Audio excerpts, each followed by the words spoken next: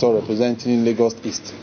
But part of what I have done is to actually do, before bringing this motion to the floor, is to do what I describe as a needs assessment of my district, so as to know the pains of my people and understand the peculiarities of the environment. So as I speak to you, this needs assessment has been done.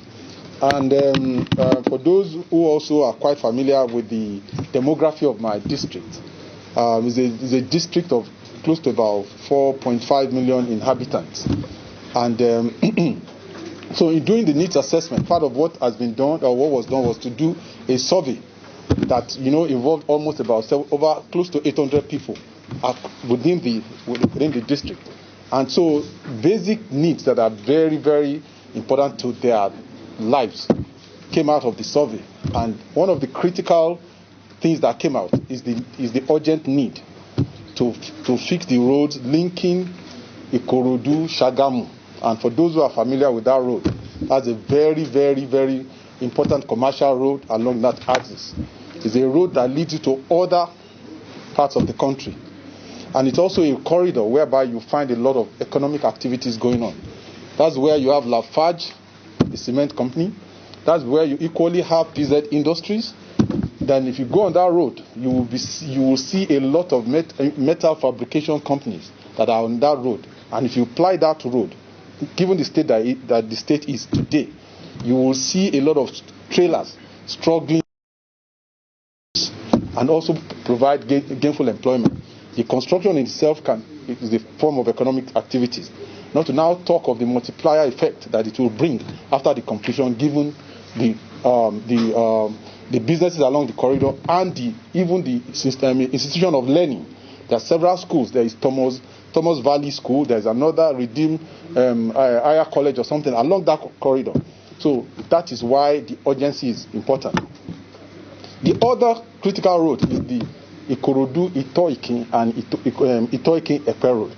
This is another road that is over. I think it was commissioned in 1975 by the then head of state, General Yakubu Gowon. So your guess is as good as mine. Nothing has been done on that road ever since that commissioning. And now you have, because of the development along that corridor, the typical drainages that was put in the design over 46 years ago, all those things have been eroded now. So you need to particularly upgrade the road. And this is another road that leads you directly into Lagos through Ibeju-Lekki. And for those of us who are familiar with that corridor, that is the corridor where you have the largest refinery in Africa and perhaps in the world, the Dangote refinery. So it is very important that we fix that. That's also the corridor where you have the Lagos seaport and the free trade zone as well. So when you look at all the economic activities that this particular roads can help us improve upon, in terms of ease of doing business, in terms of also creating employment for our youth. I mean, I think that your guess is as good as mine on the need for the urgency to fix this road. Maybe I should pause at this point. Yes. That we still have to explore with the federal government. So the first step is let the owner of the road, those roads are owned by federal government today, is an option. But you see, it's an option that can also still play out at the back end. Meaning, when you have fixed the road, you can decide to now recover your money through a PPP arrangement. So it's not as if it's completely overlooked. It's not. What is desirable at this point in time, particularly in a situation whereby the contract has already been awarded. In case of Shagamu Ikorodu Road, you have got, it's since been awarded, 24% of the job has been done. What you need to do is complete it. So you can complete and still roll it back into a PPP. So, there is nothing wrong about it. The motion can still be further raised to fix that. Part of what I didn't explain when I was giving a background is to have also said to you that even before moving the motion, I actually, apart from the needs assessment that I did, which was like a survey, right, I actually took it upon myself to travel on those roads. I did it like twice. You understand? So as to have a very good understanding.